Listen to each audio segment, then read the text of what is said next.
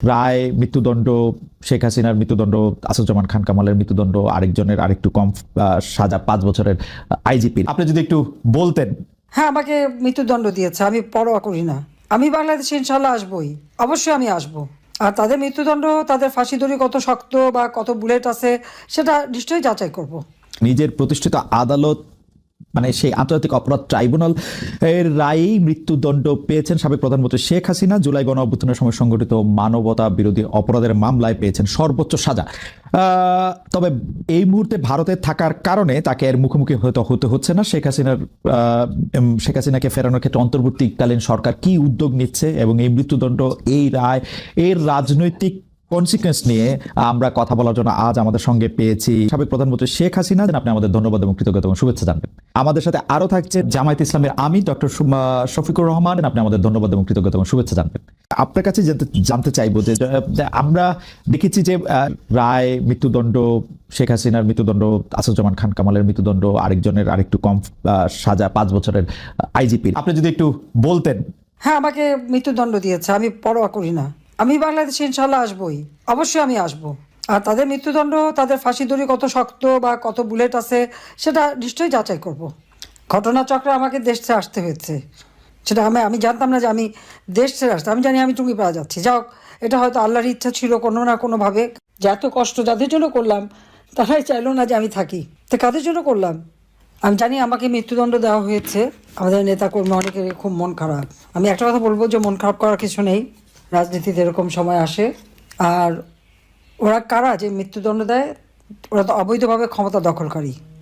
একটা কথা মনে রাখতে হবে, যেটা বাস্তব, সেটা হলো যারা অবৈধভাবে সন্ত্রাসী, জঙ্গি এবং খুনি এদেরকে সঙ্গে নিয়ে যারা ক্ষমতা দখল করে, অর্থাৎ সন্ত্রাসের উপর নির্ভরশীল হয়ে যারা ক্ষমতা দখল করে, এরা কিন্তু সবসময় নিজেরাই ভীত থাকে।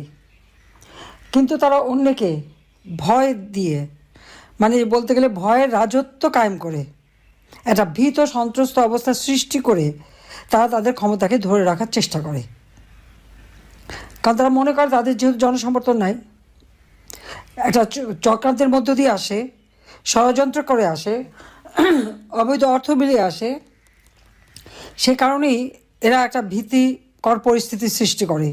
কারণ এদের মনের ভিতরে ভয় থাকে, দুর্বলতা থাকে, সেই জন্য বাইরে সেটা ওইভাবেই প্রকাশ করে যে তারা সকলের উপর একটা মানে ভয়ভীতি দিয়ে তারপর তারা ক্ষমতাকে মনে করে যে এটাই টিকে থাকার একমাত্র উপায়। আর ক্ষমতার মসনদ টিকে রাখার জন্য তারা এই অবস্থাটা সৃষ্টি করে। এই ক্ষমতার মসনদ যেটা দখল করলো, ওটা ধরে রাখার জন্য কোনো জনগণের সমর্থন না, জনগণের ভালোবাসা না, জনগণের আস্থা না, বিশ্বাস না, একটা ভীতিকর পরিস্থিতি। আর এই ভয় ভীতিটা যতদিন পর্যন্ত সাগরে না কাটিয়ে উঠতে পারবে ততদিন এরকম মর্মে মরে থাকতে হবে। হ্যাঁ, আমাকে মৃত্যুদণ্ড দিয়েছে, আমি পরোয়া করি না। আমি বাংলাদেশে ইনশাল্লাহ আসবই, অবশ্যই আমি আসবো। আর তাদের মৃত্যুদণ্ড, তাদের ফাঁসি দড়ি কত শক্ত বা কত বুলেট আছে সেটা নিশ্চয়ই যাচাই করব। ঘটনাচক্রে আমাকে দেশ ছেড়ে আসতে হয়েছে, সেটা আমি জানতাম না যে আমি দেশ ছেড়ে আসতে। আমি জানি আমি টুঙ্গিপাড়া যাচ্ছি। যাও, এটা হয়তো আল্লাহর ইচ্ছা ছিল কোনো না কোনোভাবে। কারণ আমি একটা জিনিস আমি সবসময় দেখি, বাংলাদেশে আমি যখন ফিরে আসি অনেকেই খুব শঙ্কিত ছিল যে দেশে আমার মা, বাবা, ভাই, ছোট্ট রাসেলকে পর্যন্ত ছাড়ে নাই, তাকেও হত্যা করেছে। সেই দেশে আমি ফিরে আসব, সেখানে যুদ্ধাপরাধীরা, আমার বাবার হত্যাকারীরা ইন্ডেমনিটি দেওয়া হয়েছে, তারা এখন দেশে বিদেশে চাকরি, তারা খুব রমরম অবস্থায় থাকে। ওই অবস্থায় আমি যে আসব, অনেক বাধা ছিল, অনেকের মনে দ্বিধা ছিল। আমি কিন্তু ফিরে এসেছিলাম।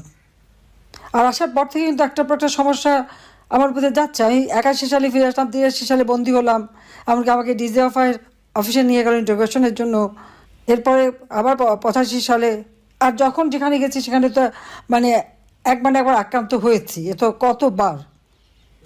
কিন্তু হ্যাঁ, আমি বেঁচে গেছি, আমি বারবার বেঁচে গেছি। জানি না, এখানে আমি বলবো আল্লাহ রাব্বুল আলামিন আমাকে বাঁচিয়ে রেখেছেন।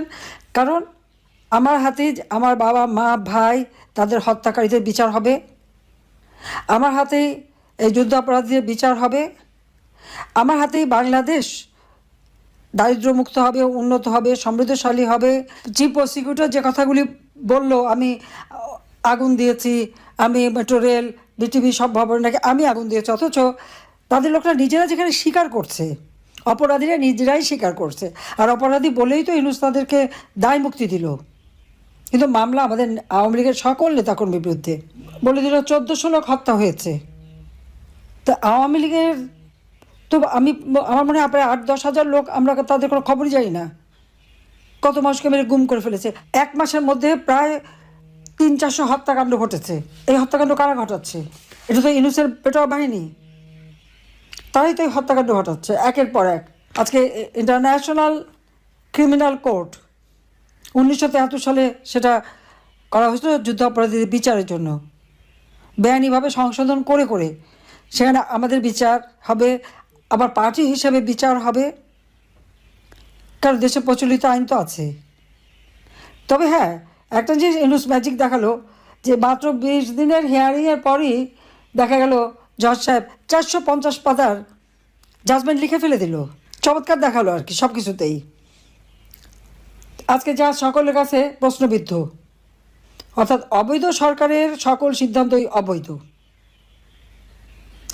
আমি সমস্ত আহত পরিবারকে চিকিৎসা দিয়ে, আহত যারা ছিল সকলকে চিকিৎসা আমি দিয়েছি, কিন্তু 5 তারিখে আমি আসার পর তারা কি পরবর্তীতে চিকিৎসা পেয়েছে? পায়নি।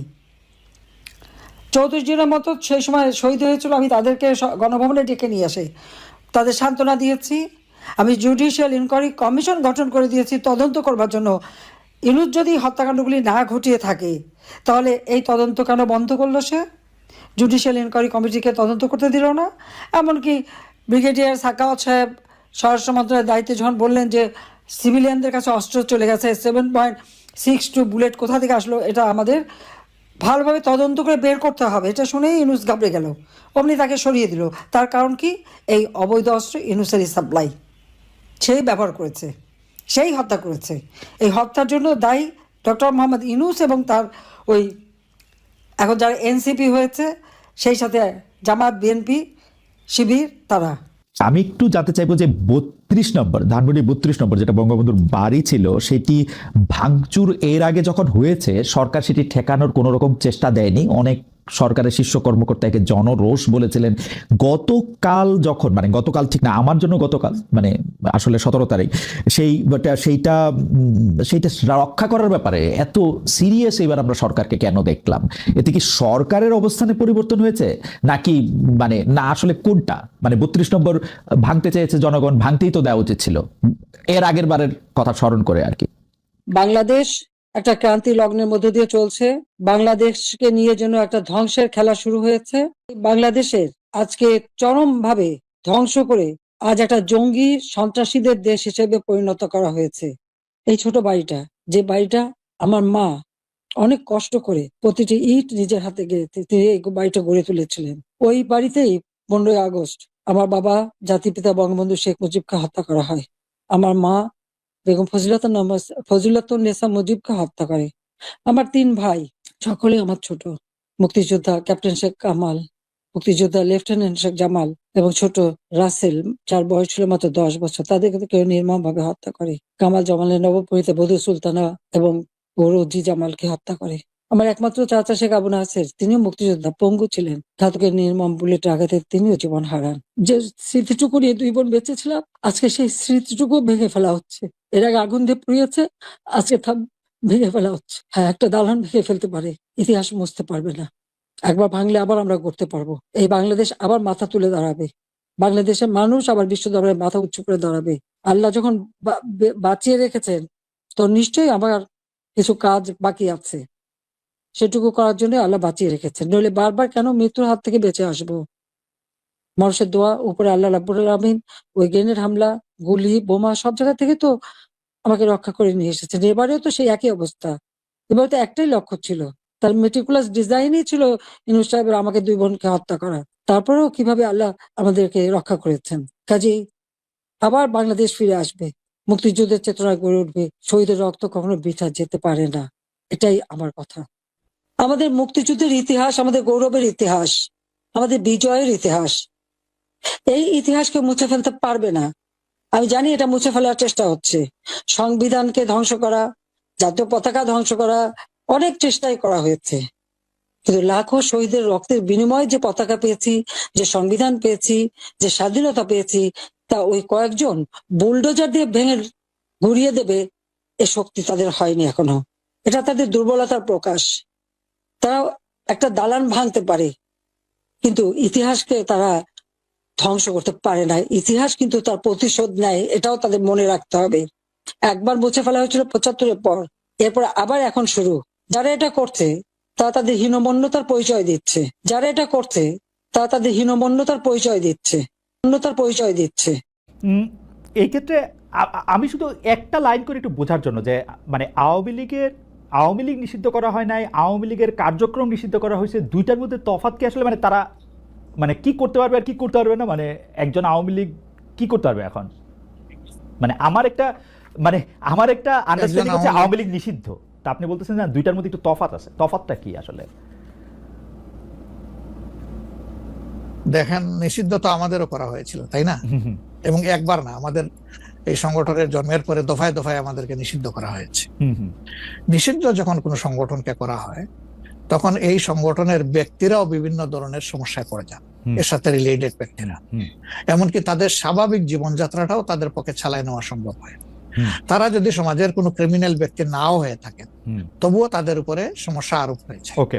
কিন্তু যখন কার্যক্রম নিষিদ্ধ থাকবে, তখন ওই পলিটিক্যাল কার্যক্রমগুলা ছাড়া বাকি জীবনের সবই তো তারা করতে পারবে, করছে তো। আচ্ছা, তারা তো এই দেশ ছেড়ে সবাই তো আর চলে যায়নি, সবাইকে জেলেও ঢুকানো হয়নি। এইটা একটু পরিষ্কার হয়েছে। জনাব যুদ্ধাপরাধের মামলায় জামাত নেতা এটিএম আজহারুল ইসলাম খালাস পাওয়ার পর আপনি একটি সংবাদ সম্মেলনে বলেছেন, জামায়াতে ইসলামী বা তার কোনো নেতাকর্মীর মাধ্যমে কেউ ক্ষতিগ্রস্ত হয়ে থাকলে তার কাছে নিঃশর্ত ক্ষমা চাই। এই ক্ষমা প্রার্থনায় কি ৭১ মুক্তিযুদ্ধের সময়টাও আছে কিনা সেটা সেদিন আপনি স্পষ্ট করেননি, আজকে এটা স্পষ্ট করবেন? মানে আপনি অনেকেই প্রশ্ন করছেন যে জামায়াতের মাননীয় আমির ক্ষমা কিসের জন্য চাইলেন? মানে ৪৭-এর পর থেকে শুরু করে আজকে পর্যন্ত, শুধু ৭১ না, ৪৭-এর পর থেকে শুরু করে আজকে পর্যন্ত আমাদের দ্বারা যত মানুষ যত জায়গায় কষ্ট পেয়েছে, কেউ যদি ক্ষতিগ্রস্ত হয়ে থাকে, সেই মানুষগুলো তাদের সকলের কাছে আমি বিনা শর্তে ক্ষমা চেয়েছি। কেন ক্ষমা চেয়েছি? আমরা মানুষ, ইন্ডিভিজুয়াল মানুষ যেমন ভুল করতে পারে, মানুষের সমষ্টি একটা দলেরও বিভিন্ন ভুল সিদ্ধান্ত থাকতে পারে। কোনটা ভুল কোনটা সঠিক ইতিহাস এটা নির্ধারণ করবে। আজকে যেটাকে ভুল বলা হচ্ছে, কালকে এটাই হয়তো সবচেয়ে বড় সঠিক হিসাবে প্রমাণিত হবে। আর ইতিহাসের পালাবদলে রাজনীতিতে সবাই জিতে না, কেউ জিতে কেউ হারে।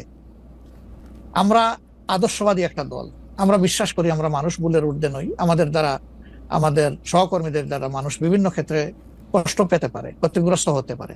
আমি সব কিছুর জন্য কোনো শর্ত আরোপ না করেই মাপ চেয়েছি। ওকে, মানে ৪৭ এবং মাপ চাওয়ার মধ্যে কোনো পরাজয় নাই, অবশ্যই নাই। ৪৭ থেকে আজ পর্যন্ত যে কোনো কিছুর জন্য মানুষ আপনাদের কাছ থেকে যদি কোনো ধরনের আঘাত পেয়ে থাকে, তার জন্য আপনি দুঃখ প্রকাশ করেছেন বা ক্ষমা চেয়েছেন। এর ভিতরে সব ঢুকে গেছে, কোনো কিছু বাদ নাই। ওকে, এভরিথিং ইনক্লুডেড। আচ্ছা, এবং এটা আনকন্ডিশনাল, মানে অ্যাপোলজি দিয়ে আনকন্ডিশনাল পার্ডন সিক করেছে।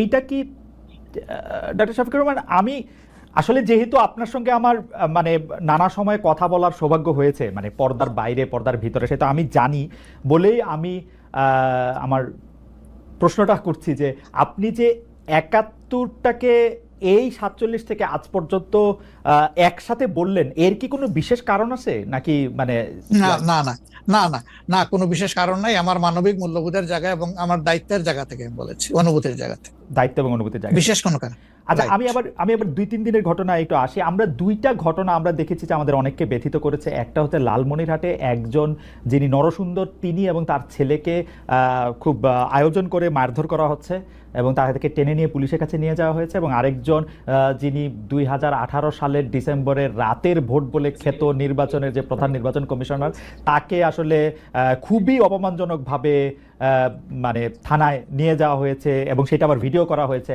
মানে আমি সাধারণভাবে যেটা বুঝি, আপনি আমাকে শাস্তি দিতে পারেন, আপনি আমাকে মৃত্যু দিতে পারেন, কিন্তু মানুষ হিসাবে আরেকটা মানুষকে অসম্মান করার অধিকার যে আমাদের নাই, এইটা কি মানে মানে নাকি এইটা আমাদের আছে কারণ তারা একটা খারাপ কাজ করেছিল, এরকম কি? মানে আমি জানি না, মানে অনেকে তার আরেকজন, জি আপনি বলেন, আরেকজন খারাপ কাজ করেছেন বলে আমিও করব, এটা কোনো যুক্তি? আমি আরেকজনের খারাপে কষ্ট পেলাম, ক্ষতিগ্রস্ত হলাম, এখন আমি সেম অথবা ওয়ার্স দেন দিস আরো খারাপ কিছু করলাম তার সাথে, সেটা কি কোনো মানবিক আচরণ বলে গণ্য